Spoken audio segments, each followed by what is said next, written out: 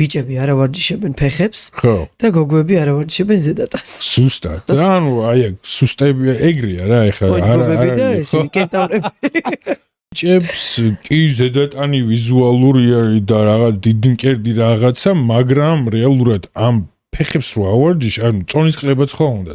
ფეხებს რო ავარჯიშებ, რამდენ კალორიას წვავ? აბა რა, ხო. ტესტოსტერონი იწევა, მაღლა და ანუ ფეხებს რო ავარჯიშებ, რამდენ კუნძს ავარჯიშებ? და კიდე ბიჭებზე ნანახი მაქვს, ანუ მარტო მკერდი რო აქვს განი, ანუ წინა მხარე გასაგებია უკანა არა. ანუ ზურგზე არ ვთხოვენ ბენჩპრესი.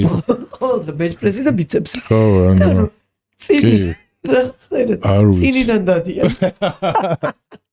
არ ვიცი, ეგ რაღაც უკან თვა წასასვლელი უკან ანუ მე მგონი რაღაც DNM-ის ის არის, რომ კაცებს უდებთ, რომ აი ბენჩპრესზე, აი არ ვიცი რატომ, მაგრამ ყველას უნდა ბენჩპრესი და ყოველდღე არ ვიცი რატომ. ხო, იმიტომ რომ ერთ-ერთი ის არის რა, შეიძლება კარგად გამოდის და მანდ უხარიათ აი წინსვლა რო აქვს. კი. ბიჭებზე ძალიან თვალშისაცემია.